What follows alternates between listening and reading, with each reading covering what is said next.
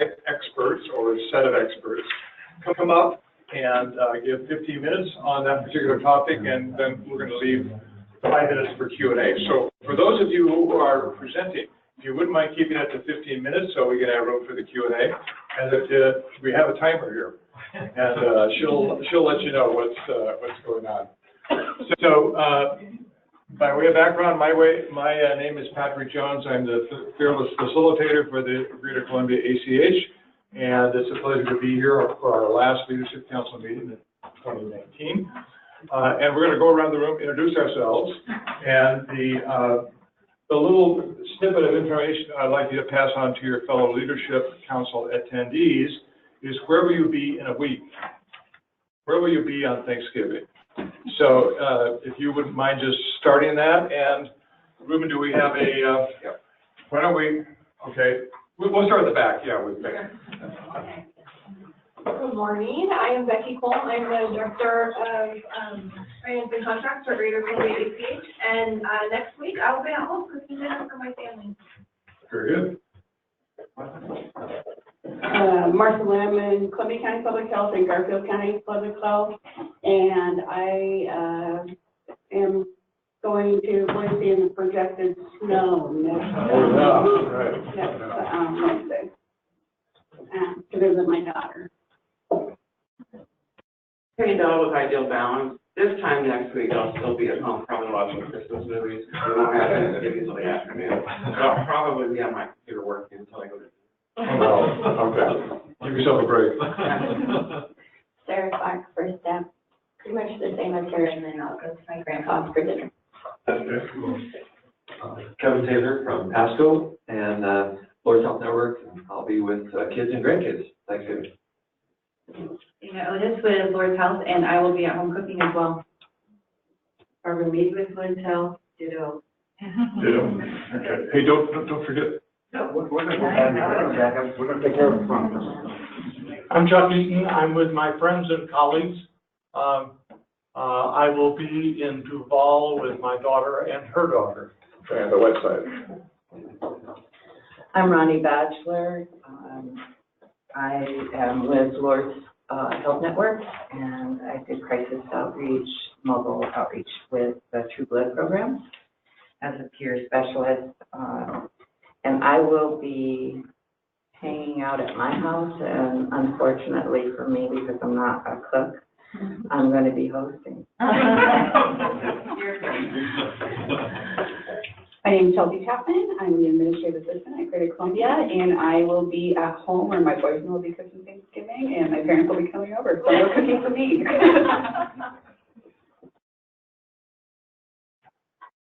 Kendra Bonars from Catholic Charities. It'll be my first year hosting my husband's family, and it's the My Snotty Foodways meeting there. Less Snotty Foodways. That sounds like high stakes there, Kendra. I'm Jenna Shelton, and I will be in my hometown. I'll be in Atlanta, Georgia, with my parents and my family and my husband. Okay.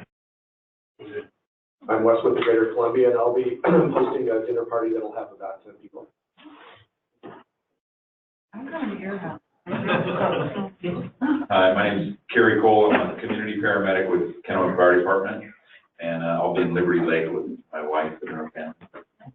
Welcome to the snow. Yeah, it'll be okay. Maybe. Good morning, Jorge Rivera with Molina Healthcare. We usually take turns with my niece and her family. She's hosting this. I hope.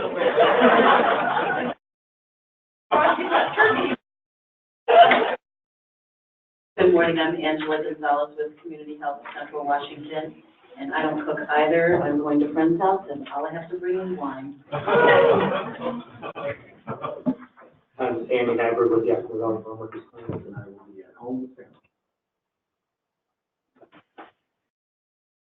I'm Diane Campos, and I will be in Yakima at my parents' home and with my husband and kids. Good morning, I'm Lisa Husband from Yakima Neighbor Health, and we host, so we'll have that. Very good. Santa Rosa, Yakima Neighbors Health, and it's our turn to host as well.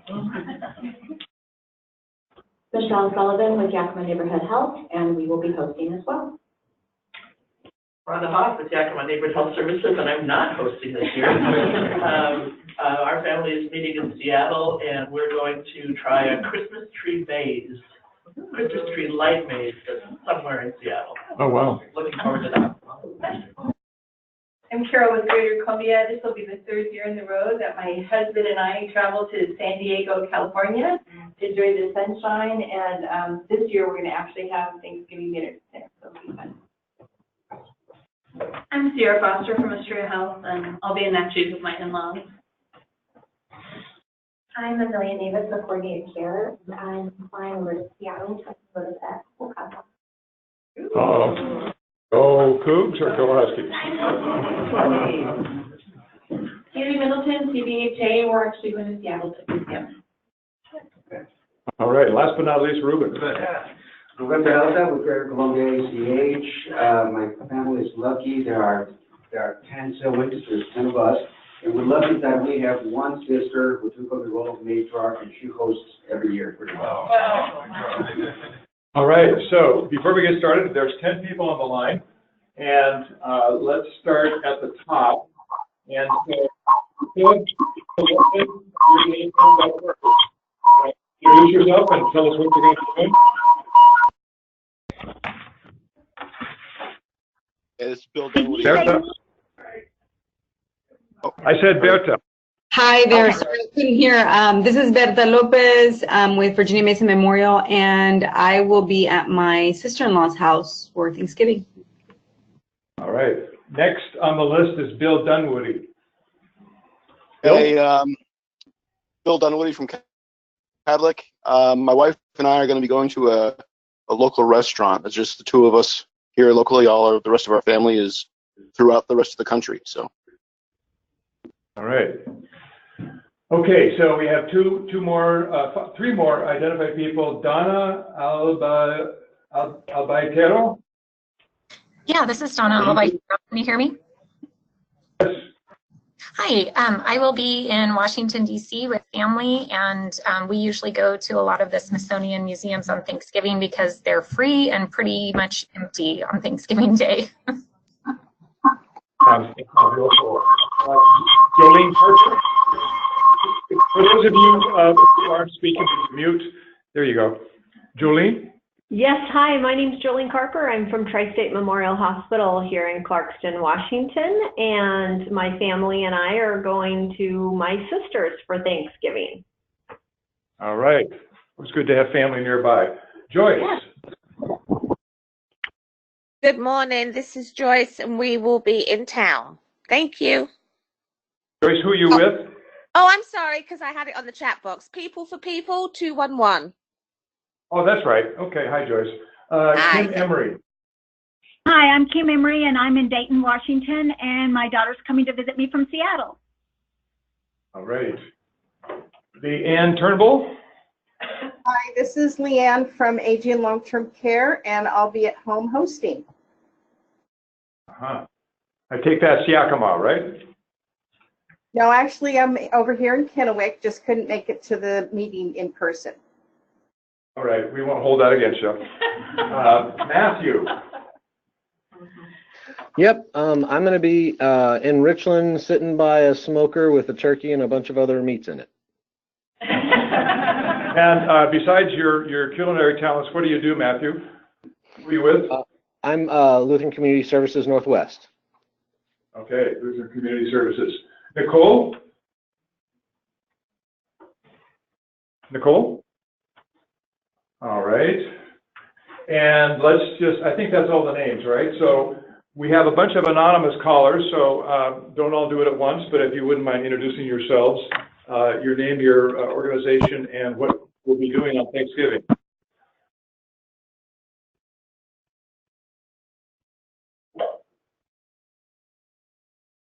Okay, nobody wants to speak up, huh?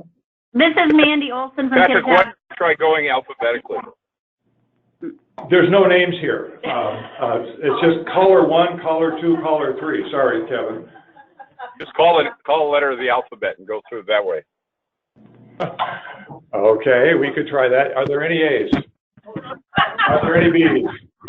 Hi, Hi, this is Sam Wardell with Greater Columbia, and I'll be working at Eagles for the homeless. Okay, that was an S. Are there any C's? Are there any D's? Are there any E's? Oh, okay, Diane. Columbia, ACH, and I am hoping to not be sick. Oh, sorry to hear that, Diane.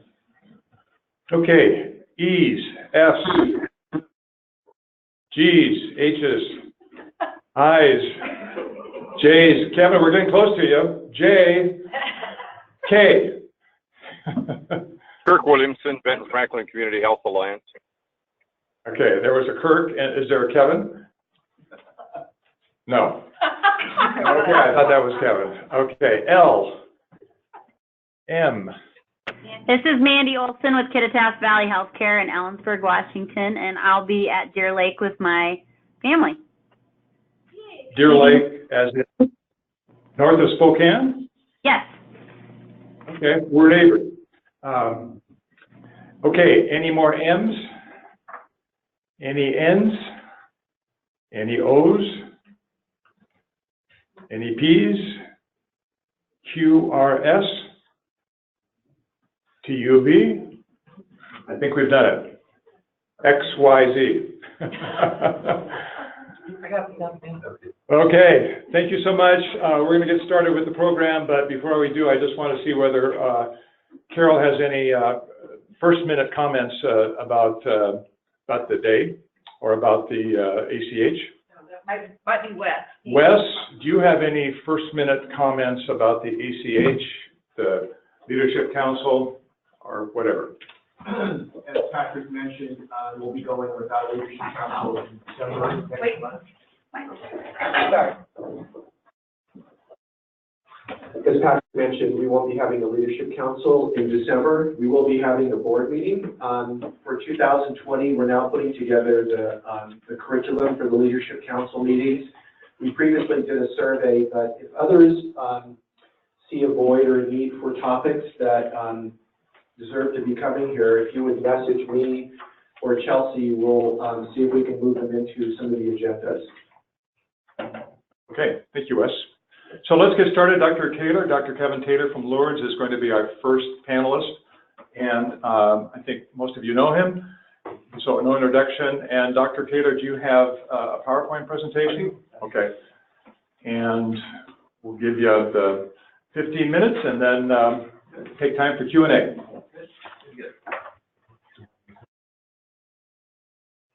My presentations on decision-making tools. Thank you. Presentations on decision-making tools.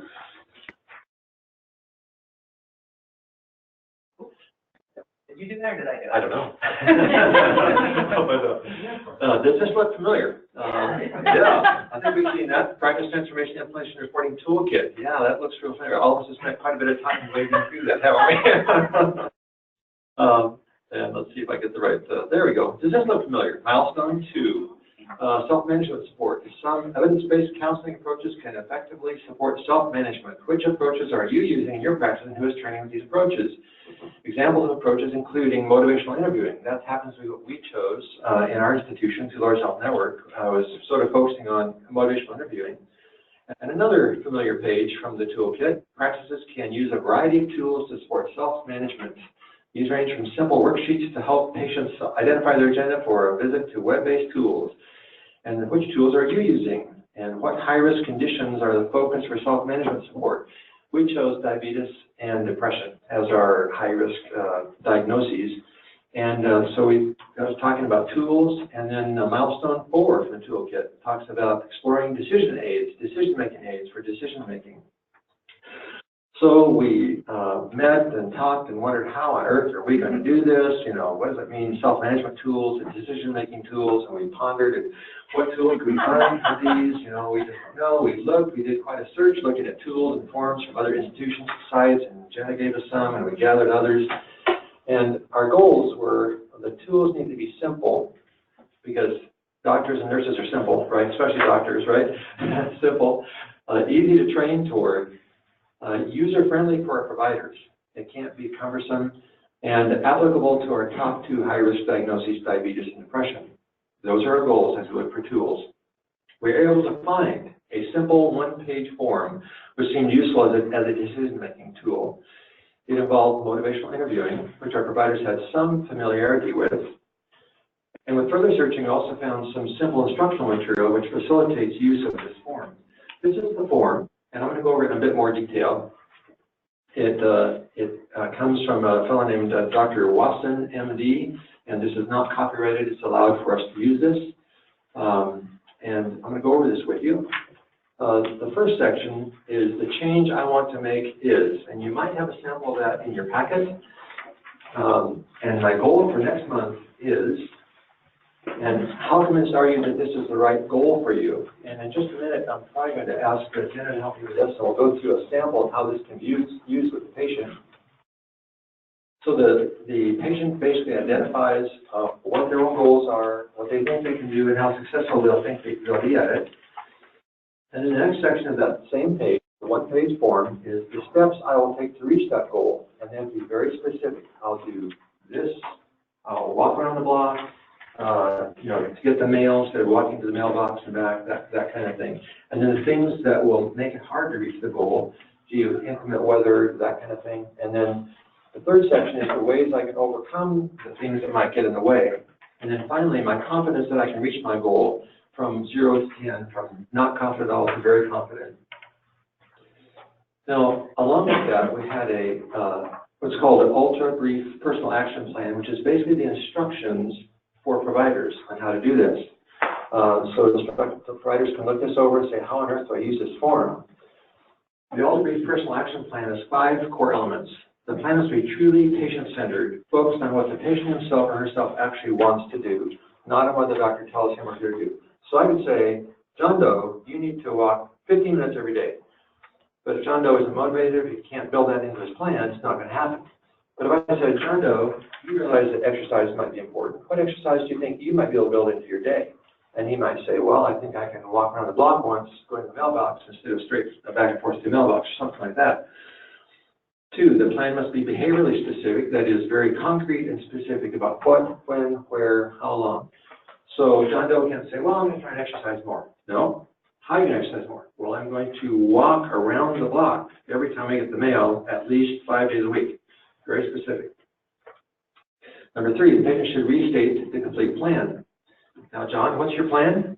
I'm going to walk around the block to get the mail every day, 5 days a week.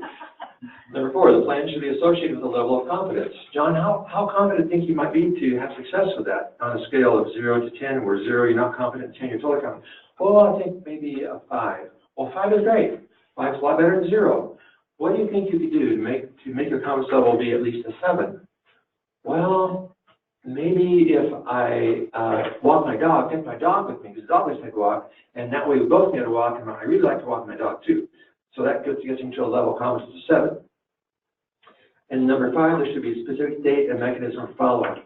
John, when do you want to start this? Well, Thanksgiving is coming. Well, how do we start December 2nd? Okay, December 2nd. Let's meet at the end of December, and we'll see how you're doing. So there's an accountability built in. Then there are 3 core questions with this ultra-brief personal action plan. Number 1, elicit patient preferences and desires for behavior change. Is there anything you'd like to do for your health? That's the key question to the patient. Anything you'd like to do for your health over the next few days or weeks before we see you again?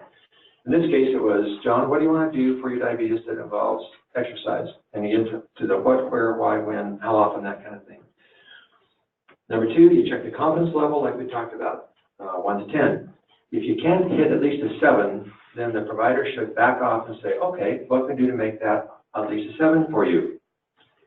And number 3, arrange follow-up. So those are key questions. What can you do? What's your confidence level? And then the follow-up. So how is this a decision-making tool? Well, it assists the patient to make key decisions for their health. And it's the patient that motivates this. And I got to tell you, as a doc, and I've been around the block a few times. I've been a doc for 38 years. And it is really tough to keep pounding patients with, you got to exercise, you got to exercise, you got to lose weight, you got to lose weight, whatever. And you feel this great burden of, wow, this burden of taking care of this patient is weighing on me. And how do I take care of this patient that isn't motivated? But to get into that kind of a motivational interviewing where the patient specifies what they want to do actually takes the weight off of me. And I like it. Then John Doe gets to decide what he wants to do, and I'm going to help reinforce that to him or her. But what about a self-management tool? We've been talking about decision-making tools. What about a self-management tool? Well, thanks to Jenna Shelton's advice, we found this could also be used as a self-management tool. And we jumped up and down, and Jenna said, you can't dance on the table anymore, you have to get down. She said, oh, this can be used as a self-management tool. How do we do that? Well, by sending a copy of this form home, we fill it out with a patient, we send it home with them, they use it as their reminder and a good aid to self-management. So I fill out this form with John Doe, I give it to him and say, John, take this home, put it on your fridge, or put it on your mirror, you know, where you brush your teeth, and you can look at that, and that helps him self-manage his own diabetes as he remembers to walk to the mailbox around the block every day. And I'd like to do an example. Jenna, would you mind coming up just for a minute, please?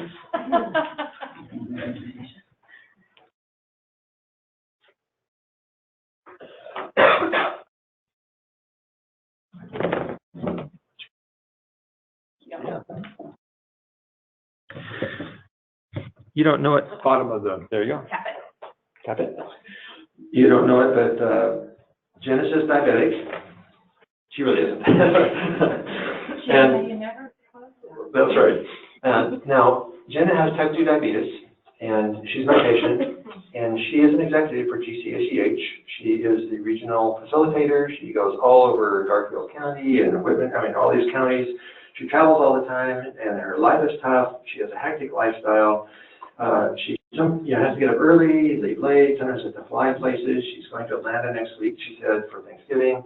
So it's tough, and so she catches burgers on the fly, you know, quick foods, that kind of thing, and it's sort of odd timing, and sometimes she forgets to take her diabetic pills, and her hemoglobin A1C is like 9, sometimes we get it down to 8, and we've talked about this, we've talked about exercise quite a bit, so on.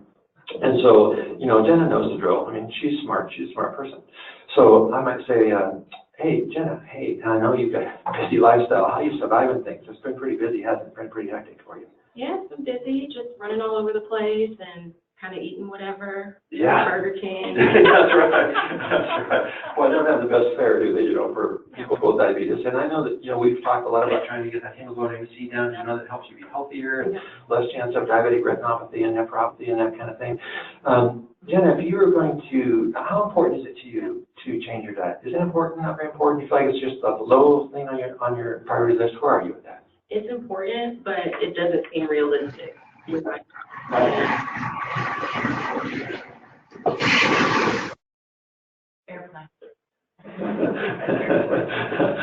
Okay, let's talk about exercise a little bit. I know you have a hectic, terrible schedule. How important is exercise for you in terms of this realm of diabetes and so on? Honestly, I would love to exercise, but I wake up early and kind of take the dog out, and then I get dressed for work, and then I'm at work, and then I'm just answering a whole bunch of emails and there you go, traveling. It's really tough, really is, yeah.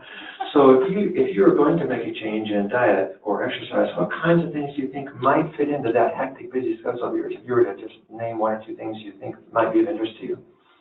I feel like I could maybe pack a lunch, maybe once or twice a week, and not have to get lunch from, you know, McDonald's or Arby's or wherever else. So you think you could pack a lunch? Wow. I think I could. Oh, okay, yeah. What kind of things do you like to have at lunch? What kind of things would you pack at lunch?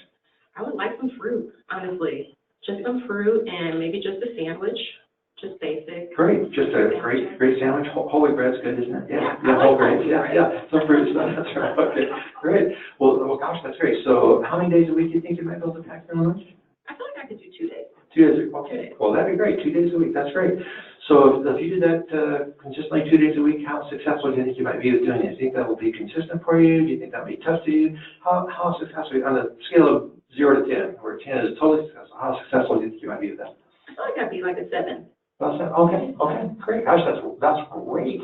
A 7, that's terrific. That's great. That really is like, wow, that's really cool. You know, that can make a real difference in terms of your eating.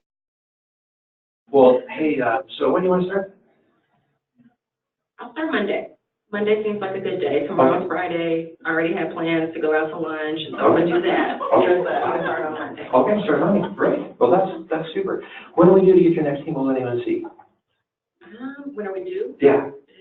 End of December, I think. Okay, Probably well, let's check that in December, and how about we follow up soon after that? I want to see how things are going, okay? Yeah. Great. Hey, I'm really interested if you check your blood sugars on those days, you know, when you pack your lunch compared to the days when you don't pack your lunch. Let's compare that too, okay? Is that okay?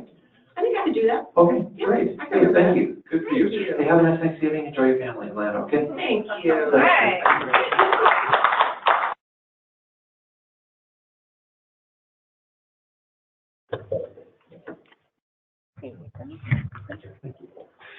Now, the only difference is I would have been filling out that little form when I was talking to Jenna, and I would have given that feedback. And I'd say, oh, Jenna, by the way, here's this form. Why don't you take that with you and you can put it on your dashboard of your car so you can remember to do that. Well, Dr. Taylor, thank you for that demonstration. I have a question for you. In your discussion, you talked about patient confidence in their planning, and if you didn't feel or didn't assess patient confidence as being high, you would work to try to increase that. Right. What are some practical tips or ways to do that with a patient?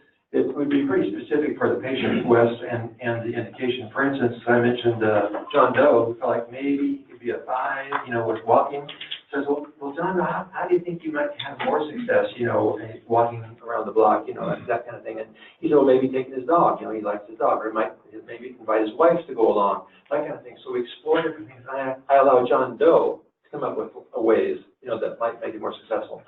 Or, Jenna, if you said, gosh, you know, you have so many days, your confidence level is 4, so I would say, well, Jenna, what do you think you might be able to do to build into your plans so you could be more successful, you know, make your own lunches?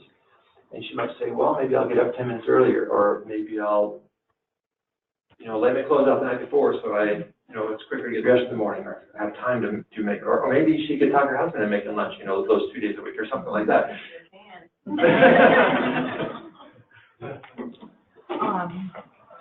This is going to be so out of the box. I can talk about it. Okay. So this is going to be so out of the box right now. So I'm a CHW, and part of my work would be to follow along with those patients of yours so that I can see that they are making those changes and that I'm supporting them while they make those changes. Would that be a benefit for you? Yes, it would. In fact, I'm going to go on to the next 2 or 3 slides, and I'll help answer that question for you. So, So we got just a couple minutes. We'll be done. For some reason, this is not clicking right now. Maybe I've got to turn around. There we go. Okay. So what do we do with this management tool? We send a copy for the patient, and we also scan it. Oh, sorry, wrong direction. And we also scan it into the chart. We train with it. We train motivationally for providers. We corporate training for use of this form. We train those who need to handle the forms. The provider completes the form, gives a copy to the patient. The form is also scanned into the record so that if we have a nurse navigator, that's scanned into the record. And the nurse navigator sees that Jenna, who's in our high-risk category because her hemoglobin A1C is high, can see, oh, here's this form that Dr. Taylor went over with Jenna to, you know, make her own lunch 2 days a week, for John Doe to walk around the block to get the mailbox. And that nurse navigator then can address that. Say, how are you doing with your plan, Jenna? How are you doing with your plan, John Doe? Is it by phone call or going out and seeing them? It can be either one. Our nurse navigator has free reign to either call or to see them in person, right? Now, we also scan it. We also electronically put it into a separate file on our hard drive so we can calculate this and tabulate it for the reports that need to go in. The challenge we've had, and I'll be done, the main challenge is the low use these form by our providers. It's just one more form. It takes time to bind that paper. And so we're hopeful actually to put that form into EMR so they can capture that more easily, because right now it's a paper form they have to find and use. And that's basically it. Any other questions right now? Now let's take a couple minutes if there are questions for Dr. Taylor. Kevin? Yes. What's the success rate of this? I mean, when you send the form out, or you get an action plan, how often does the patient actually complete it? I don't have stats offhand, but it's quite highly successful when you do it, when it's done. Not because it's patient-generated. It's because you as the patient generated that plan. You're the motivator. I'm an encourager. And I'm saying, Wayne, you can do this. Yay, you can do it. Let's see you back. Rah, rah. So it's actually quite highly successful, but I don't have stats. But I've really seen, like I said, when I took the weight off me as a doctor to do that, I saw an energy in the patient because I wasn't just beating over the head all the time. Lose weight, lose weight, lose weight. They came up with a plan how they want to lose weight. I enforced that, and they're actually very pleased because it's their plan. So it changed the whole milieu, the whole atmosphere of the interaction. Wish I'd have done it years before, actually. Yeah. Other questions? Thank you, Dr. Fielder. Can we give him a round? Pretty impressive. Okay, Kendra, see if I get your last name right. Palomares is next from Catholic I'm still getting Charities. it right, too. All right. And she's. I'm going to bring my water. You want to? Okay. She's going to talk about trauma-informed scan tool that Catholic Charities is using. So, Kendra, the floor is yours. Thank you. Hi, everyone. I don't have any role plays. Maybe I have. Yeah. Maybe I don't have any role plays. I do try to do a little dance as I go through. So we're going to talk about today our trauma-informed journey with the scan tool that we use. So click to the next one. So the tool that we used was the Standards of Practice for Trauma-Informed Care Healthcare Settings. It was created by Trauma-Informed Oregon. They have a lot of resources and tools on their website, so I suggest checking them out if you haven't already. The tool is aligned with SAMHSA's concept of trauma and guidance, so it's based in evidence-based practice. We thought it was a good tool for us to go through. It's pretty clear. It helps provide benchmarks for planning and monitoring progress in 5 specific standards.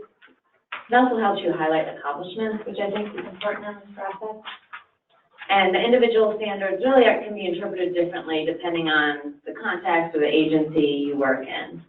And the ratings are internal. I think that's important. Used to compare to yourself and not to other agencies and programs, because really it is an agency journey rather than they did better than we did. I think we're all just striving to improve within our agency.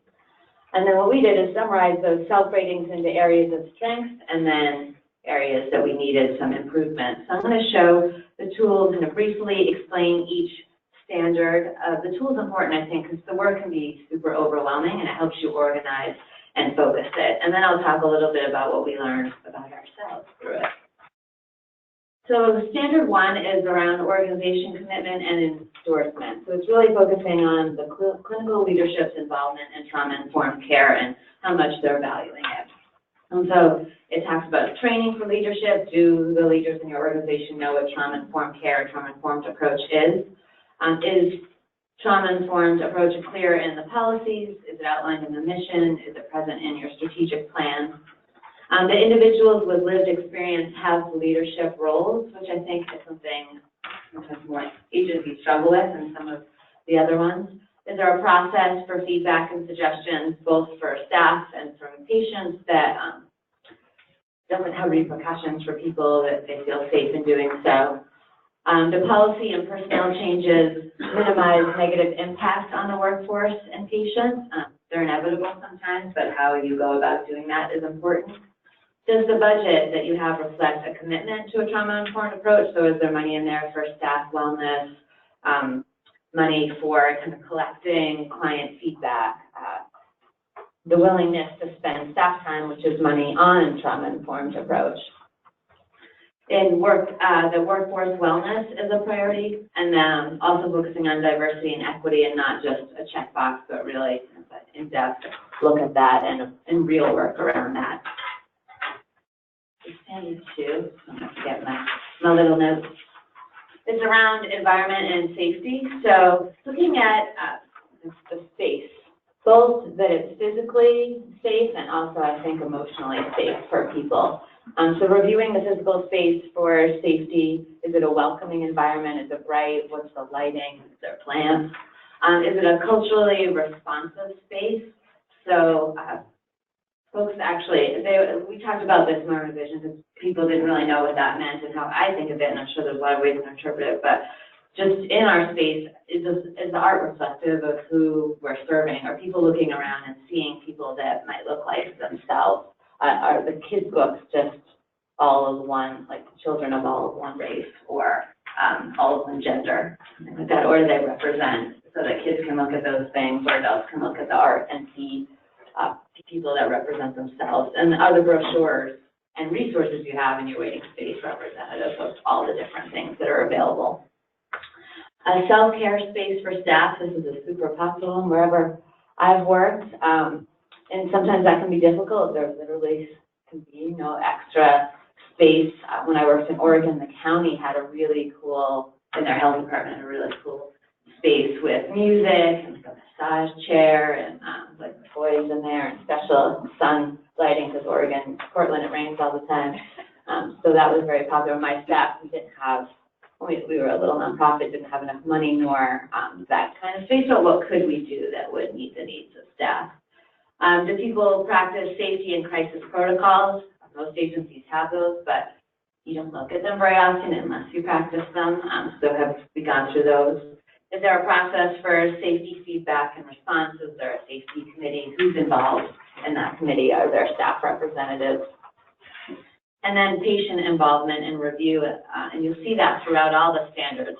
Are we involving patients and clients in a meaningful way? And I'll get to that. I think that's an area that we are still working on and trying to focus on. So, workforce development. So this is around HR, really policies and practices. So one, like, are folks trained?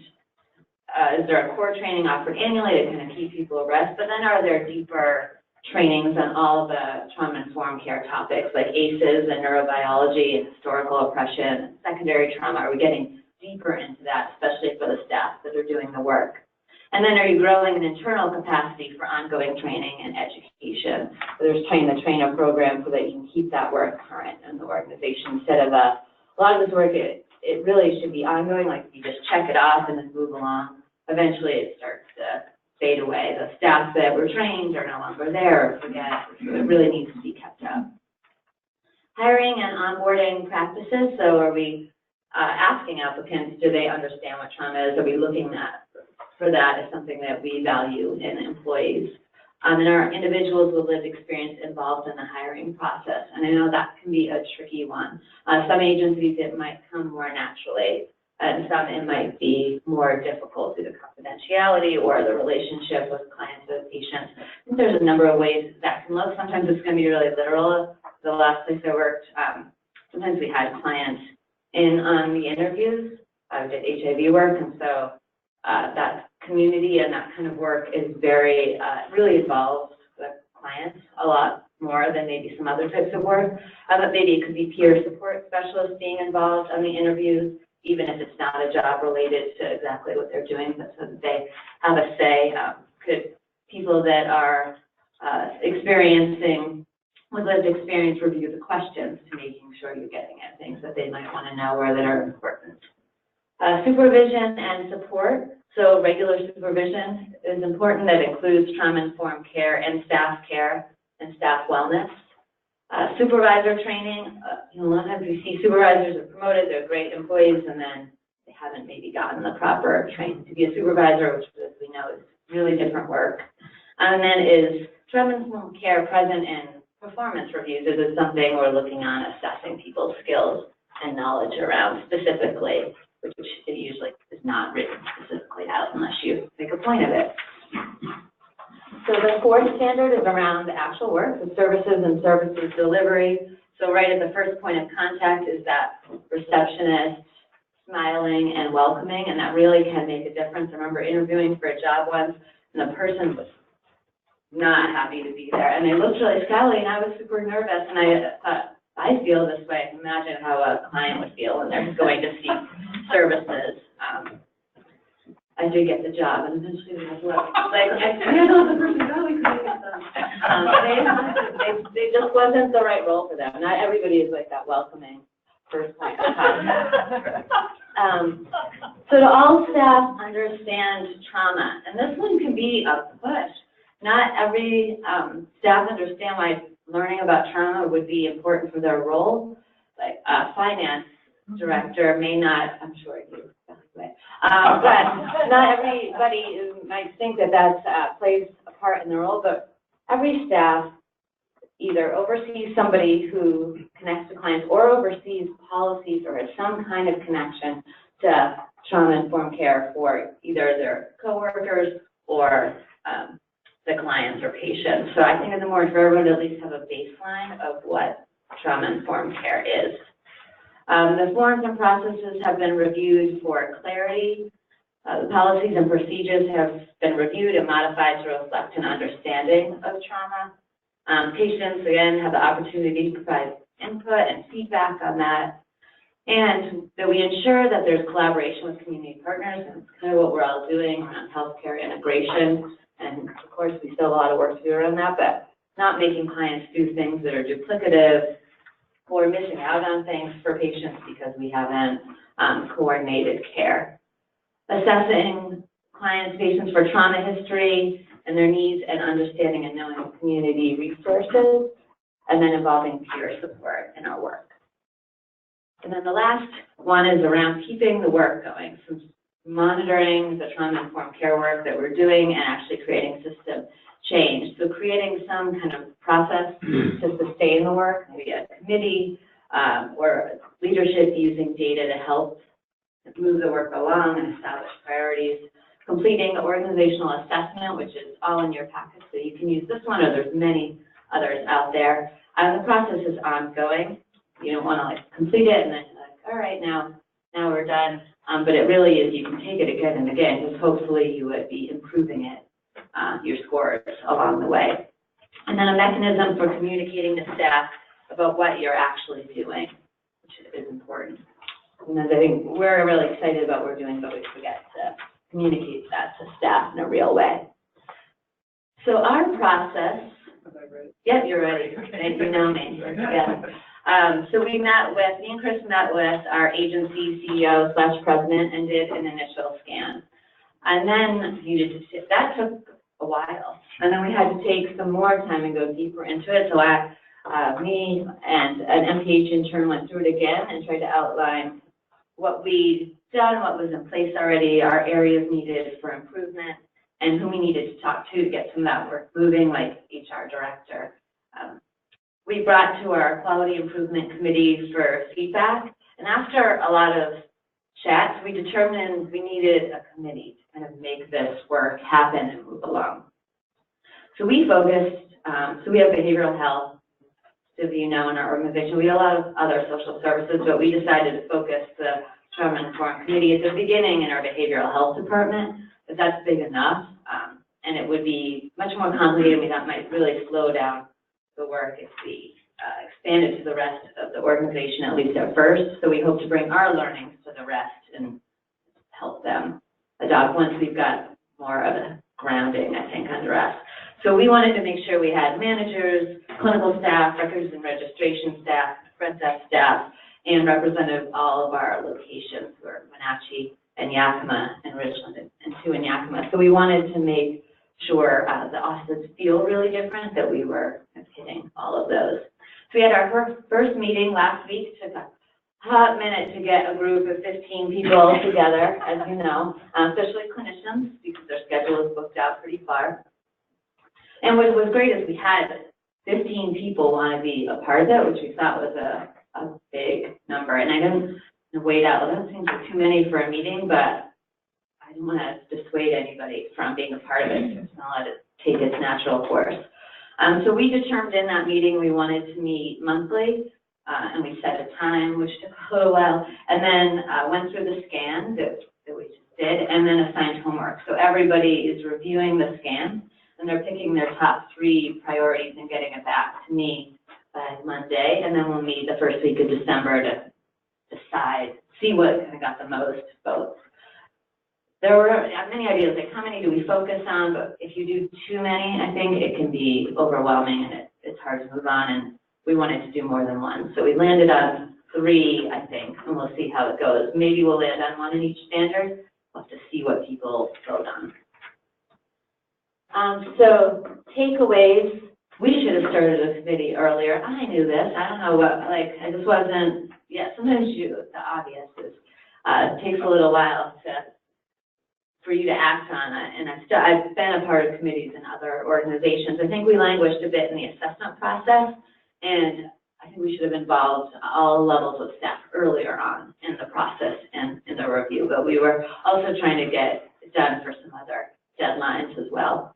So I think be real with it, admit what you don't do as well, but also acknowledge what you do well, because that's important. It can feel like, oh, there's so many standards, and you want to feel good about the work that you're doing. And know that there are a lot of resources out there to help. Many agencies have been through this process in all different ways, at all different levels.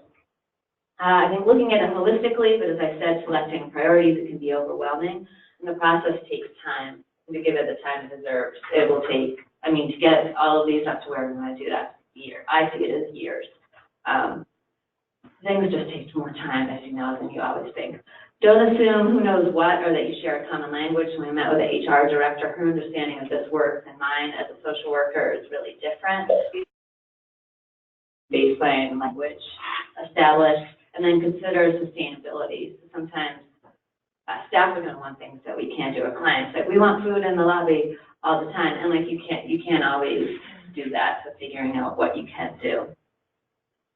And then the last little slide is our focus. So some of the accomplishments we have done so far is we increased training opportunities. There have been a lot of trainings recently for trauma-informed care, so we sent staff to all of them.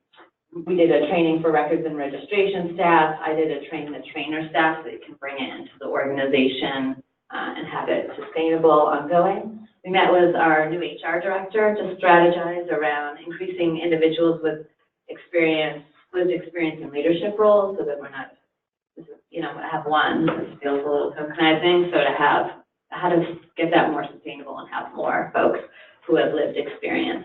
To involve individuals more in the hiring process, and HR is also looking at the rounding process, kind of a structured process of gathering information from staff if you haven't done that before. We also just rolled out, I rolled out My Strengths program. So those who don't know, is a web-based, evidence-based platform with mental health and other kinds of wellness resources. And so we're making that available to all our clients in behavioral health and beyond, and then staff can use that as well, and that's a free service. We reviewed and modified our cancellation no-show policy to make that a little less stringent, to say. And areas to work on, some I think is reviewing our physical spaces. So an example we had in a survey, a client said that the chairs weren't accessible in one of the lobbies, so they were too kind of constricting for them to. That's something we can change and get and make more comfortable and safe. Doesn't feel really trauma-informed to go into a space and you can't even feel comfortable sitting down. I think we have reviewing our other documents and policies involving patients more, as I said, and then really letting the committee, with staff representation, determine those other priorities. So, folks have questions, Wes Audison? Kendra, thank you very much. That was very, very interesting. It's certainly in alignment with the work that we try to put forward, both internally and through the organizations that we are involved with. I have a question for you. In the process that you went through, sometimes overtaking cultural momentum can be a challenge if there are cultural obstacles. Do you have some talking points or some advice about how to overtake cultural resistance to change? I think the main point for me would be to involve staff so that they feel like they're a part of the change and that they're helping. They can help get their staff on board. And I think being really clear about why you're doing things. I was really nervous to roll out My Strengths, for example, because I've rolled out a lot, as we all have in the last, since I started. That's what they know me as. The girl comes and tells them to do more work. So I thought about, I really tried to lay out why it was important, why I thought it would be for clients, how it could benefit them, and then thinking about how I could reduce the work. So being really clear, I think, and transparent about why you're doing it and how you think it can benefit everybody. So those two would be. Any more questions for Kendra about Catholic Charities' approach to trauma-informed approach? I have one. Okay.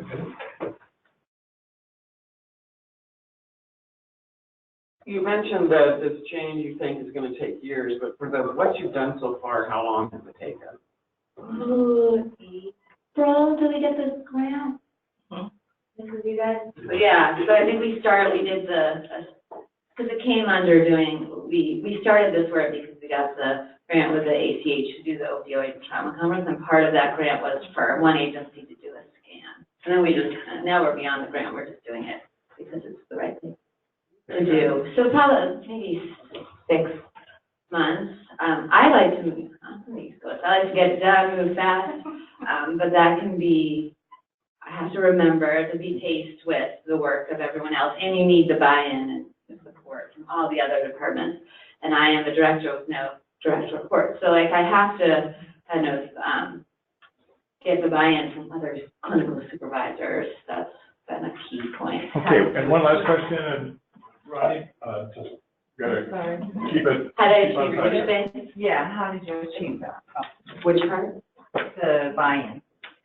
The buy-in, I think I have built, it took me a while. Some things I didn't, for my work, integration work, I didn't always achieve the buy-in, at least at the beginning. But I, tried to build relationships with staff, started trying to take them out for some coffee, get to know people, and then the clinical supervisors, and I always gave them I had these couple of choices, I tried to throw it in the ACH sometimes. I had these choices that we could choose from, and here's the one that I thought would make the most sense for our work, and also the least burden on you, but still fulfilling. So I don't think I still fully have it, the buy-in all the time for everything. Sometimes it's taken time, and now after a few months, some people really like certain things we did, and our decision aids weren't a hit. They feel like they already do that in a lot of their work. So we worked with Jenna, I listened to their feedback, I think was the buy-in. I heard what they said. I recognized that they did all this work already, and how did we illustrate the work that they were already doing without putting something on that didn't feel right. So I tried to be really responsive in there. My time is up. Sorry. She heard it. So, Kendra, thank you so much. That was very helpful. As you can see in the agenda, next is Dr. Wayne Cohen, and he's going to be talking to us about the pulse. And see if I get this right, because I know I've signed it before for ordering for life-sustaining treatment. Dr. Cohen. Good morning. Good morning. So I was asked to come and talk about the pulse form, and so sure. I can do that. Everybody broke it. So basically, the pulse form, physician order for life-sustaining treatment, came about in the state of Washington back in 1992. The Department of Health, as part of their Natural Death Act, was directed to adopt guidelines and protocols, as you can see there. And so basically, it's meant to be a written directive, and this is an actual physician order. So this isn't just necessarily a patient request for do not resuscitate, but it's actually a physician order for do not resuscitate, and that's what makes it a little different. Most states around the nation have pulse forms. But your pulse form from the state of Washington is not legal in the state of Oregon, and so they don't really cross state lines. Having said that, realistically speaking, I think people would follow them down there. Ours is a nice bright green form, meant to be tacked on the refrigerator or in the patient's bedroom. If you go to Oregon, it's a bright pink form, kind of a fluorescent pink. So it is meant to be portable, and it's supposed to go with the patient. So if the patient is in a facility and they have that bright green form, when EMS comes and transports the patient to the hospital, they're supposed to take the form with them. Oftentimes they bring copies instead, but it's supposed to go with the patient everywhere. So what are the parts of the pulse form? So as you can see, you guys all have a copy of it in your packet there. The first part talks about CPR, the second part is medical intervention, third part is antibiotics, and the fourth part is medically assisted. So in the first part, it's pretty straightforward. It's do CPR or don't do CPR. I kind of like the term allow natural death. It sounds a lot better than don't resuscitate. And so I did want to talk a little bit about CPR. So CPR, and I like to go back to this because the standard of care now in our country is that everybody who dies gets coded. They get CPR, they get intubated and everything unless there's some reason or order not to do such.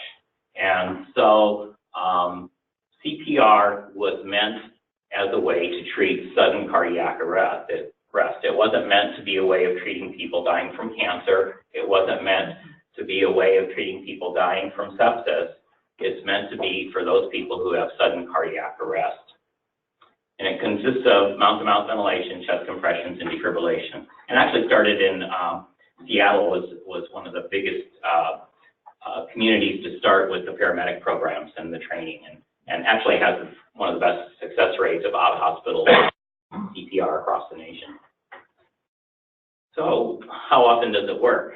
A lot of it depends on what happened. So is it in hospital or out of hospital? Was it witnessed or unwitnessed?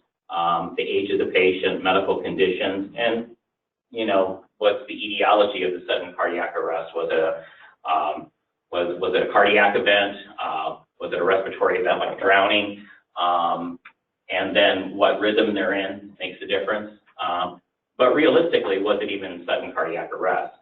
Because again, it doesn't work very well for people who did not have a sudden cardiac arrest.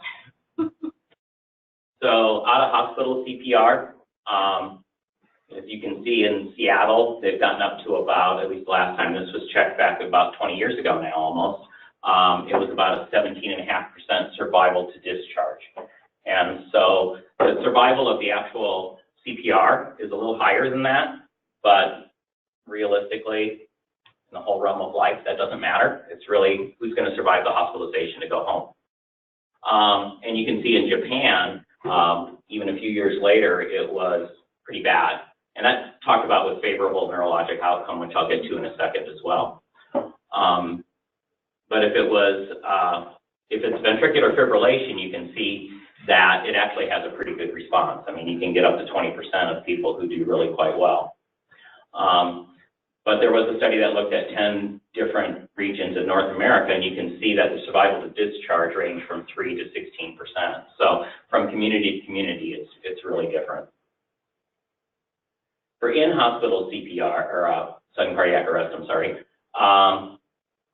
so 49% have a return of spontaneous circulation, but the survival to discharge is only about 15%. It's better if it's witnessed again. VTAC and VFib as the initial rhythm, and if you get the pulse back quickly. It's worse if you take your time getting the defibrillator out. It's worse if you're not Caucasian. If it was a non-cardiac admitting diagnosis, if you're in the intensive care or the cardiac care unit, it's better. The smaller the hospital, the worse the outcomes. July is always a bad time. We got new residents and interns coming up on the wards, and it's been shown that your chance of surviving a code in July is worse than it is in June. Just something to be aware of. If you're going to have your code, have it in June. Everybody's much more trained at that point in time. And then after hours as well, too, because there's fewer people in the hospital. And as you can see, when you have other stuff going on with you, your prognosis is worse as well. So this is kind of the study that I point to a lot when I talk with patients about whether or not they would want to have CPR done. And so this was a study in the New England Journal. It's been a few years now, probably 10 years or so since the study came out.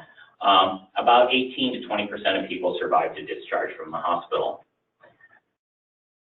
But the part of it interesting is half of them had little or no neurologic damage, but half of them had moderate to severe neurologic damage. So when you code and you don't have blood flow. I mean, the purpose of CPR in and of itself is to pump the blood and try to keep the brain working a little bit better during that time, but there's always that period of decreased oxygen to the brain, and that's what causes the neurologic issues that we have. There's been some changes post-code now. We do a lot of cooling with patients now, cryotherapy. There's been some questions about how good that actually works, but we think that it helps some as far as preventing some neurologic damage. But overall, so one of the discussions I have with patients a lot of times is, you know, we don't do CPR until you die, realistically. You have no pulse, you have no breathing, and so you're dead, haven't been quite declared dead yet. But that's when we initiate CPR. And so people will say, well, if I'm dead anyway, who cares? You might as well try. Well, this is why you may not want to try, because if you come back, there's a 50% chance that you'll have some significant neurologic deficit afterwards. And so you may come back, but you may come back a lot worse. I don't know if you guys heard, there was, or read the article recently, there was a guy in Iowa with a death. He had been given a life sentence, and so he had gone to the hospital and he coded, and they brought him back, and so he went to court saying that he served his life sentence because he died, and he wanted out of his life sentence. No, he was never declared dead, but the judge. An interesting. So once we get past the CPR or no CPR part, then we get into the medical interventions. And so full treatment, selective treatment, and comfort-focused treatment. Now, this is what's really cool about the pulse form, because I can tell you that if you are known as a DNR, do not resuscitate patient, there's a lot of feelings in the medical community that you want comfort care only. But maybe you don't. I mean, they're not one and the same, even though a lot of times people put those things together. And so this is the cool thing about the pulse form, is it allows you to still get, for people to know that you still want medical intervention without, but you don't want to go to the point of CPR and intubation per se. And so this is for, like, somebody may be older and not doing well, but if they have something that's easily reversible, maybe they want to go to the hospital, get IV antibiotics and IV fluids for a few days, and then go back home again.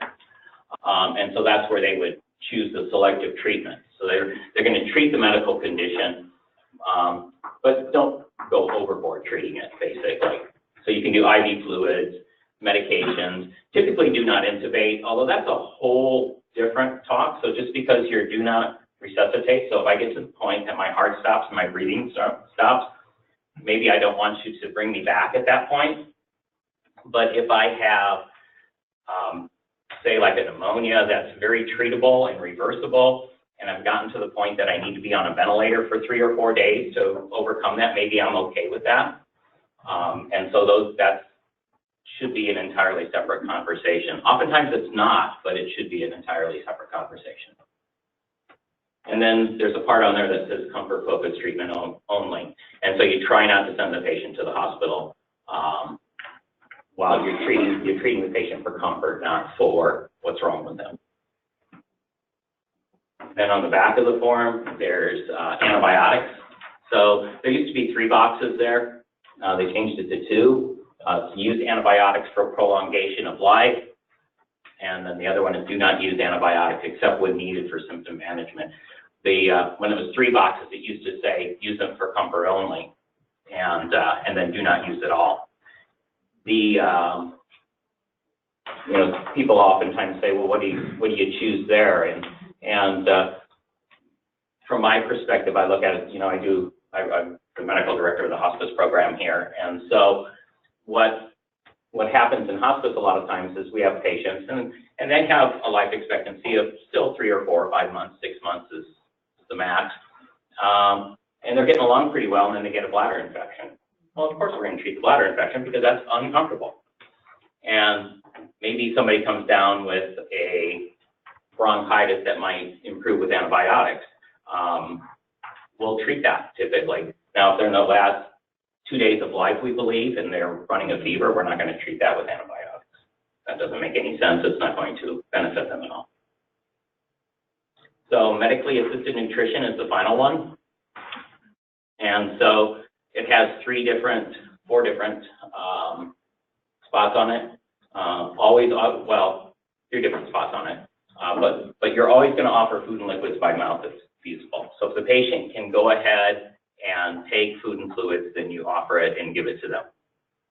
But then the box checks are either no tube feedings, a trial period of nutrition, or a long-term nutrition by tube. And so if you look at the advanced directive form for the state of Washington, which is a different document, the living will, as we like to call it, it'll have a box on there about IV fluids and tube feedings. And so that's all I have on that. Great. Yeah. My concern is, and I think I heard you say when we were discussing B selective treatment, that's a different conversation. My concern is, with whom do you have that conversation? If I'm dealing with my primary care provider now and signing this form, so it's in my chart and so on, that is a discussion where they can understand my concerns. My specific concern is, if I am going to have the mental capacity to function, I want to be revived. If I'm not going to have that mental capacity, I don't want to be revived. So my conversation is with my primary care provider. As soon as I am admitted to the hospital, I am assigned to a hospitalist that I don't know and have never spoken with, and that is the person responsible for care. They don't understand my preference. That's my problem. Yeah, and there's a couple of ways around that, and that's going to be true in a lot of different, situations. And so that's where it's important for you to have a durable power of attorney for healthcare, and you need to appoint somebody to be that. The state has kind of a hierarchy of who gets to make medical decisions when you can't make them. But the most important part of that one is the person who's your medical power of attorney. And it doesn't have to be your financial power of attorney. Those are different documents. And so you pick the person, and then you tell the person what you want, so that when you can't say what you want, that person says it. But if you're in the hospital, the hospitalist is talking to you, and he's asking you, I see that you have a pulse form here that says DNR or full code. Is that what you want? And what are we going to do? If I'm conscious. If you're conscious. And that's why the power of attorney is so important. But my son is someplace else, and has my power of attorney.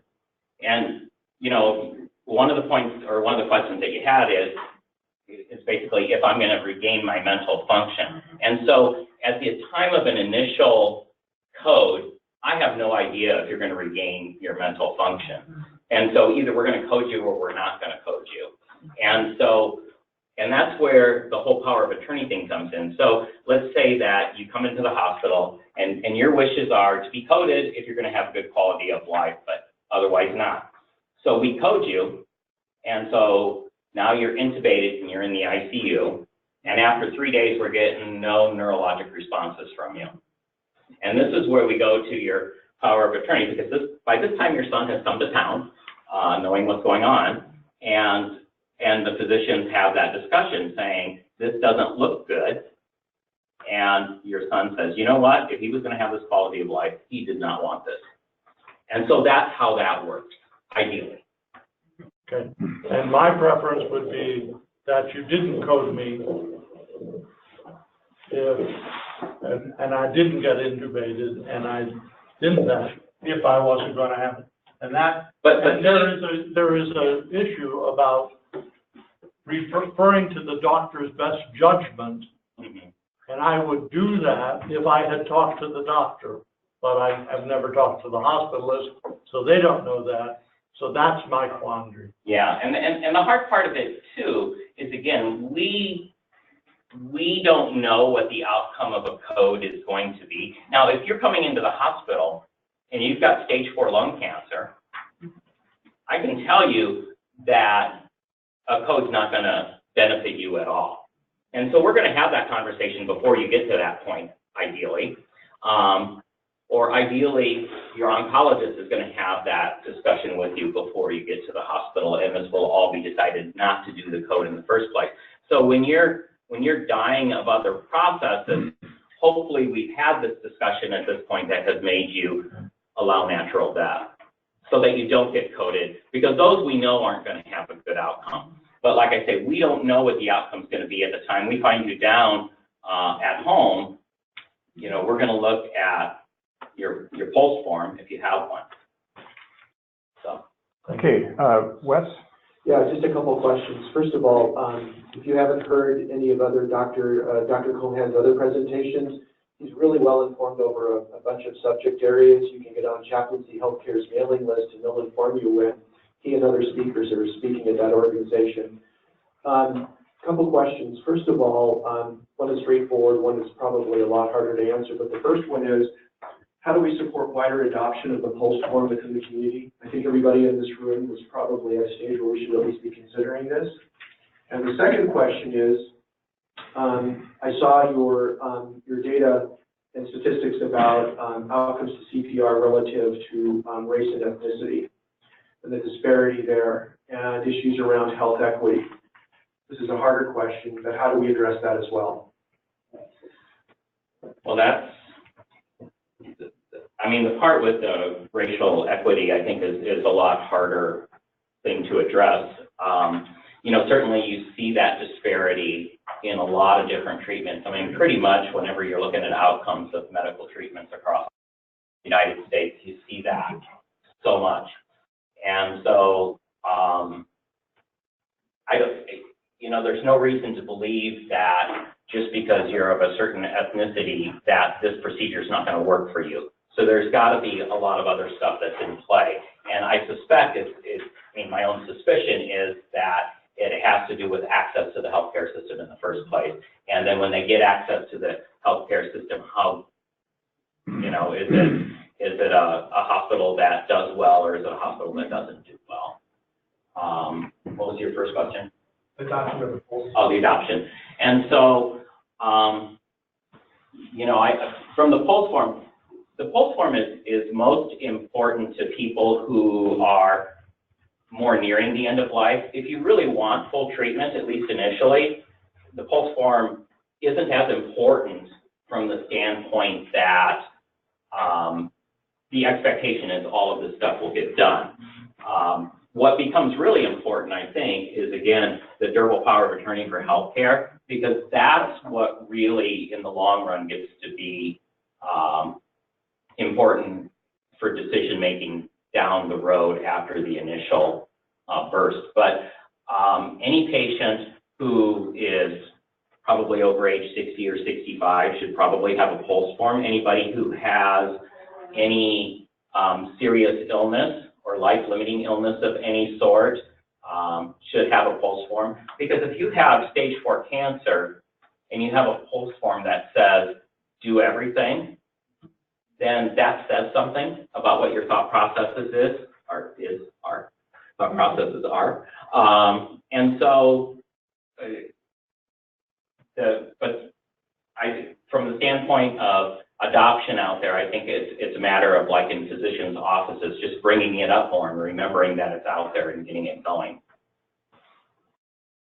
I actually have a comment regarding the outcomes of CPR based on race and ethnicity, and you're absolutely right, that's kind of the same across any kind of medical outcomes for minorities, and I think something for us to consider is not a solution by any means, it's just, but it's the trauma-informed approach and trauma-informed care and how that, like, generational trauma or secondary trauma affects a race or age group, because there has been studies that show minorities and white people living same income, same access, insurance, wealthy, affluent areas, and still the minorities have poor outcomes. So just something to consider.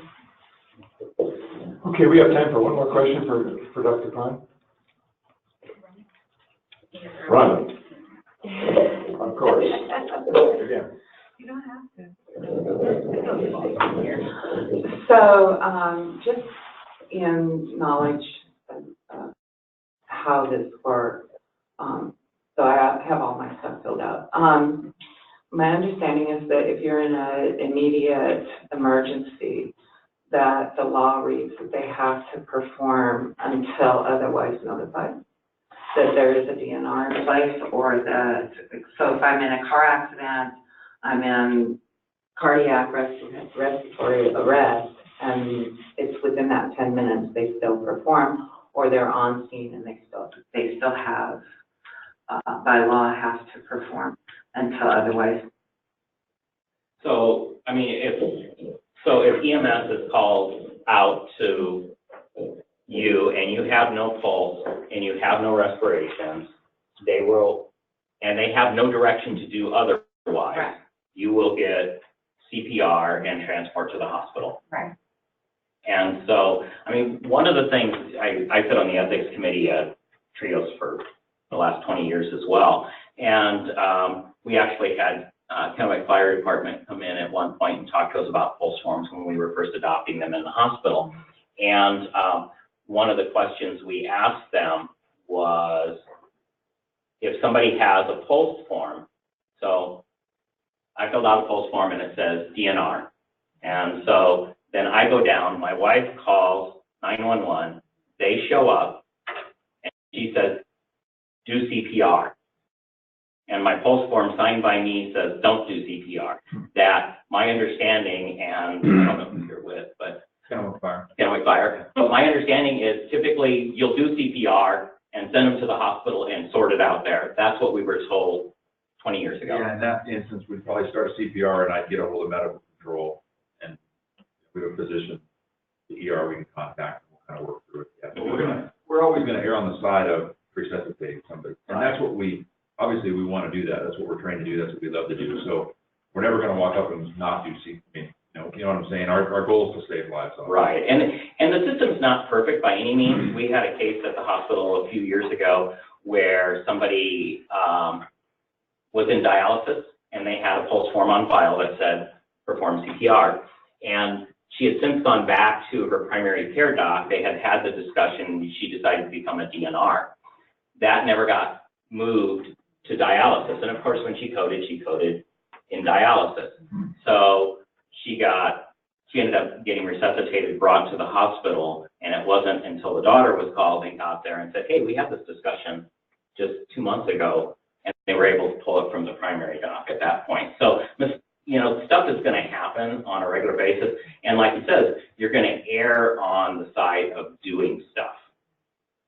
But the later outcomes, and I think that's what's key with a lot of this stuff, and maybe that's because that's what I've done for the last several years, is I've done a palliative program at the hospital where I go and I talk with families about these things, and that's, I think if you have that durable power durable power of attorney for healthcare, and that you've had those discussions, you can't just appoint somebody your healthcare power of attorney and assume that they know what you want.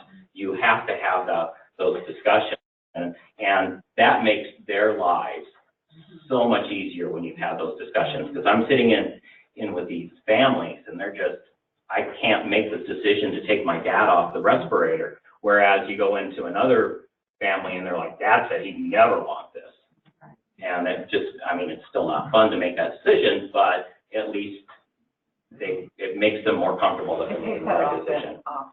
Exactly. And that was, when I was doing family medicine, that was always my plea to my patients is, make things easier on your family, not just for yourself, but you're doing this for your family.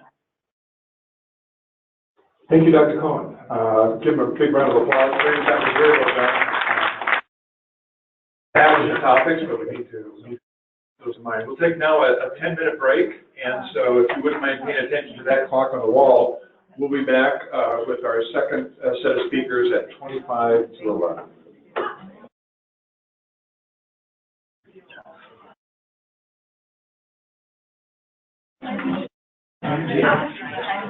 Oh my God.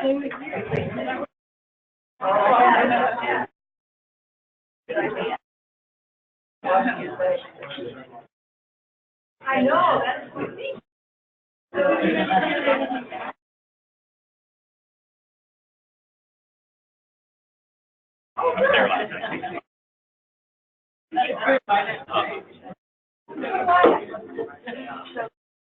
started with him about 2 months ago. I'm on 55.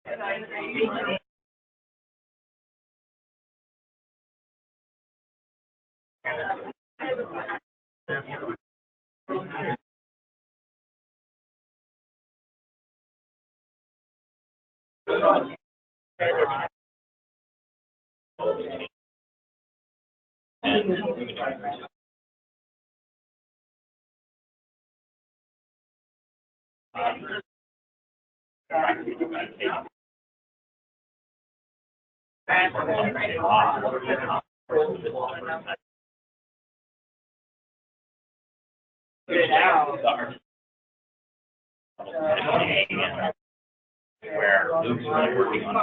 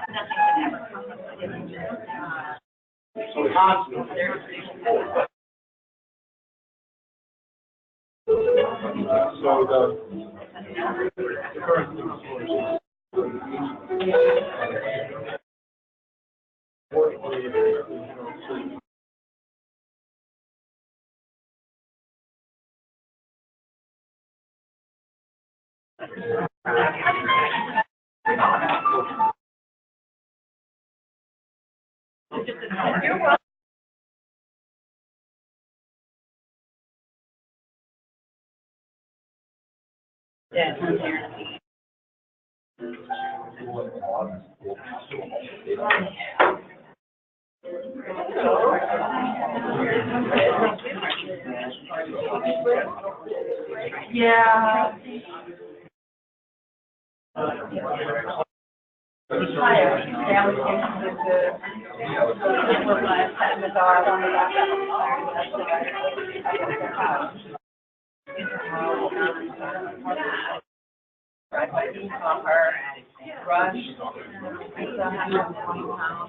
You're not Michelle, are you? No. Oh, Michelle. We'll start in a couple minutes. Oh, yeah, it's Diane and I. We're prepared. Oh, yep. I haven't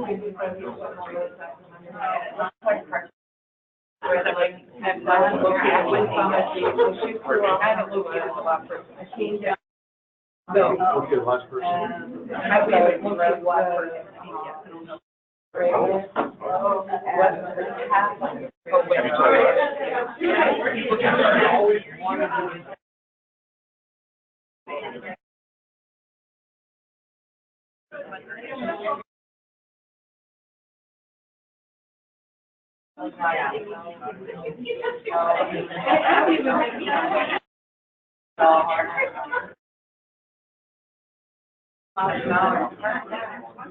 But I wanted to go back to work.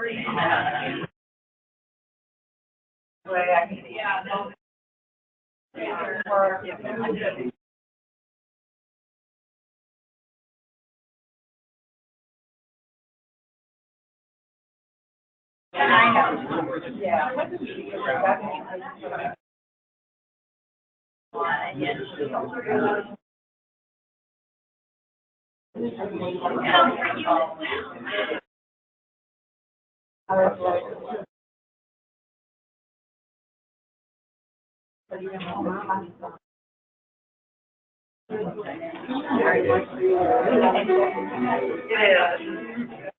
But I'm good about that.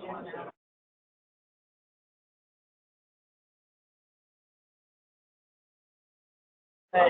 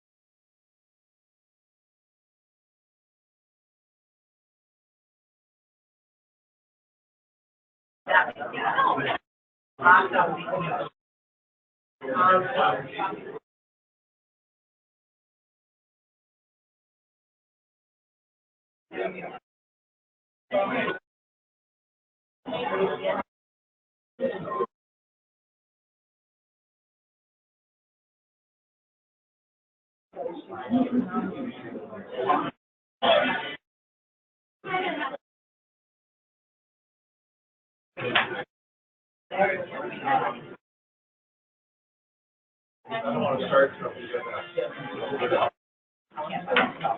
Go to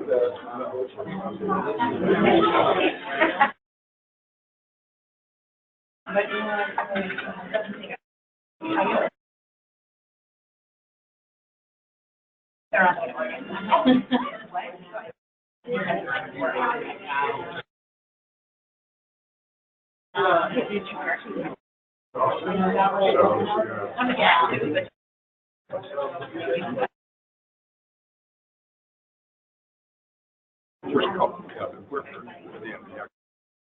They're she have a PowerPoint.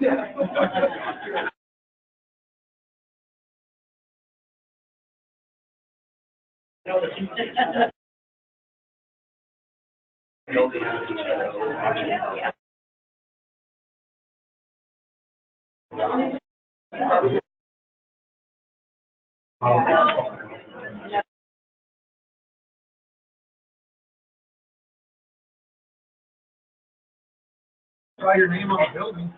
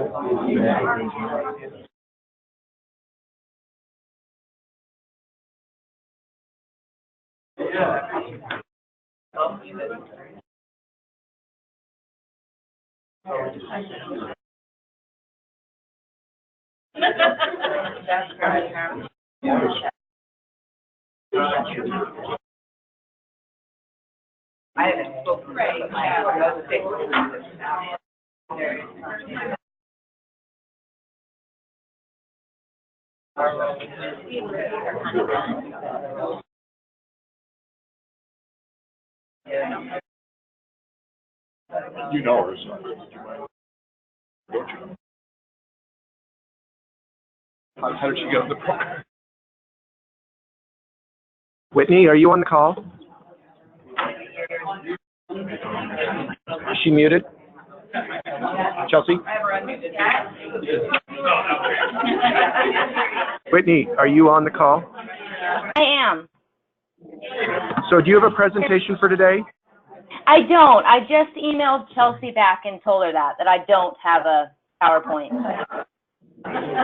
Okay, we just wanted to confirm what you had to present. So we'll try to pull up the tool that was included in the packet through your discussion. That would be great, yeah. Okay, thanks. Whitney, this is Patrick, and we'll probably have you on in about 20 minutes. Perfect, thank you. Okay.